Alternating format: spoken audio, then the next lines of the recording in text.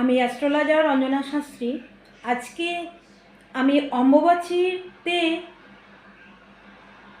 মানুষের কিছু ভুল ভ্রান্তি রয়েছে।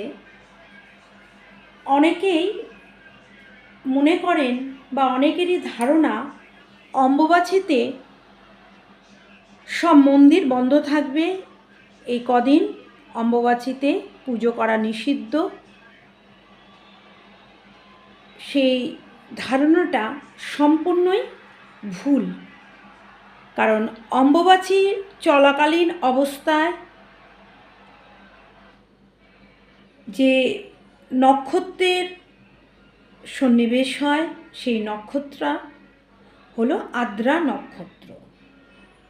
আদ্রা মানে সব কিছুই ভিজে, সব কিছুই সুন্দর। এই আদ্রা নক্ষত্রেই পৃথিবী রজশিলা হয়। তো এই রজশিলাতে ঈশ্বরের আশীর্বাদ সবচেয়ে বেশি করে এই পৃথিবীর উপর বর্ষিত হয়। কারণ বৃষ্টি শুরু হয়, বর্ষার আগমন হয় এই অম্বুবাচীর তিথিতে আদ্রা নক্ষত্রের হাত ধরে। যেখানে বৃষ্টি পৃথিবীকে সিঞ্চিত করে, শস্য শ্যামলা করে, পৃথিবীর চতুর্দিকে শুরু হয় শস্য শ্যামলা, দিকে দিকে সবুজ আর সবুজ আর সবুজ। তারই রেজাল্ট শ্রাবণ মাসে সমস্ত কিছুই সবুজ। তাই বন্ধুরা, এই অম্বুবাচীতে সবচেয়ে মানুষের মনের কামনা বাসনা ঈশ্বরের কাছে জানান। বেশি বেশি করে পুজো করুন, পুজো পাঠে মন বসান। পারলে তারাপীঠে, হনুমান মন্দিরে গিয়ে, শিব মন্দিরে গিয়ে, পুরীর জগন্নাথ মন্দিরে গিয়ে, যে কোনো তীর্থক্ষেত্রে মায়ের স্থানে গিয়ে আপনারা পুজো দিন, আপনাদের মনস্কামনা জানান। আর পুজোর স্থানে, পুজো ক্ষেত্রে একটু বসবেন, বসে আপনারা জপ করবেন। যারা গুরু দীক্ষিত হয়েছেন তারা গুরুর নাম স্মরণ করবেন, হনুমান চল্লিশা পাঠ করবেন। তাই অনেকের ভুল ধারণাটা জন্যে অনেকেই আমাকে প্রশ্ন করেন যে দিদি, এই দিনে কি আমরা এই কদিন কি পুজো করব না? মায়ের মুখকে ঢেকে রাখবো বাড়িতে?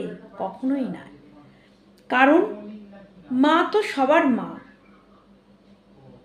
মা তো আমাদের আশীর্বাদ করেন। যদি মায়ের মুখখানি ঢেকে রাখি তাহলে তো মায়ের সেই আশীর্বাদ থেকে আমরা বঞ্চিত হব। মা তো আমাদের জীবন্ত, তা জীবন্ত মায়ের মূর্তি কেন ঢেকে রাখবো? এই প্রচলন তখনকার দিনের পণ্ডিতরা বলতেন। কিন্তু আজকে আমরা অনেকখানি শিখে গেছি, বুঝতে শিখেছি, এবং বোঝার সঙ্গে সেই বোঝাটাকে আমরা যুক্তি দিয়ে বুঝতে শিখেছি।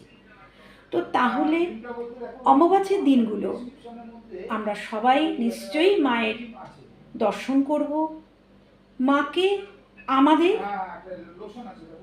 মনস্কামনা জানাবো, মায়ের কাছ থেকে চেয়ে নেব বেশি বেশি করে অনেক কিছু। মা দুহাত ভরে আমাদের দেওয়ার জন্যেই বসে আছি। তাই তো তারাপীঠে পুজো চলছে, এবং যারা তারাপীঠে এই দিন গেছে তারাই বলতে পারবে। যারা আমার এই ভিডিওটা দেখবে তারা অবশ্যই আমার সঙ্গে একমত হবেন। তাই ঘরে বসে থাকবেন না। যদি বা ঘরে থাকেন, যারা বেরোতে পারছেন না, মন্দিরে যেতে পারছেন না, আপনাদের গৃহই আপনাদের মন্দির। মাকে জাগ্রত করুন। যার যার আসনে যে যে দেবীর অধিষ্ঠান রয়েছে, দেব বা দেবীকে জাগ্রত করুন। এই কদিন জাগ্রত করার দিন, দেবী জাগ্রত হয়, বিভিন্ন দেব দেবীরা আমাদের আশীর্বাদ করার জন্য বসে থাকেন। তাই বন্ধুরা বলবো, পুজো পাঠ বন্ধ করবেন না। এই কদিন আপনারা পবিত্র মন, শুদ্ধ চিত্তে, শুদ্ধ বসন করে পুজো করুন। মাকে নিত্য যেরকম সেবা করেন, পুজো দেন, প্রসাদ দেন, সেইগুলোই দেবেন। বেশি বেশি করে ফল দান করবেন। আর এই অমাবাস্যা তিথিতে যদি পারেন, বয়স্ক মানুষের জন্য, যারা সেরকমভাবে অর্থনৈতিকভাবে প্রতিষ্ঠিত নয়, যাদের হয়তো সন্তানেরা বিদেশে আছে, বা সন্তানেরা, যেসব মাদের সন্তানেরা থাকে না বা থাকলেও দেখাশোনা করেন না মায়ের ঠিক মতো, সেই সমস্ত বৃদ্ধার প্রতি যত্নবান হন, তাদের ফল দান করুন। বাচ্চাদের উদ্দেশ্যে বলবো, এই সময় আপনারা ফল দান করুন, তাদের প্রয়োজনীয় জিনিস দান করুন। কুমারী মেয়েদের জন্য যদি পারেন, তাদের বস্ত্র, তাদের পড়ার খরচা, এই কদিন কুমারী পুজো, কামাখ্যা মন্দিরে কুমারী পুজো হয়। কুমারী পূজার উদ্দেশ্যে আপনারা যারা কামাখ্যা মন্দিরে আছে, তাদের সঙ্গে যোগাযোগ করে কুমারী পূজার জন্য আপনাদের সাধ্যমতো দক্ষিণা পাঠাবেন। ছোট ছোট বাচ্চারা যারা রয়েছে, যারা গরিব মানুষ রয়েছে, কারণ এই কামাখ্যার এই অম্বুবাচীর এই ধরনটা আমাদের সিক্ত করে, আমাদের শান্ত করে। পৃথিবী যেরকম রজশিলা হয়, ধরণী রজশিলা হয়, আমাদের যারা কুমারী মেয়ে, তারা তো কুমারী থাকে। তাই কুমারী অবস্থায় তাদের দান করুন আপনাদের সাধ্যমতো।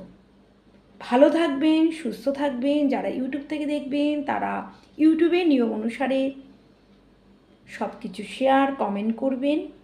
আর যারা ফেসবুক থেকে দেখছেন, তারা অবশ্যই লাইক, শেয়ার, কমেন্ট করবেন। ভালো থাকবেন, সুস্থ থাকবেন। জয় মা কামাখ্যা, জয় মা কামাখ্যা, জয় মা কামাখ্যার জয়।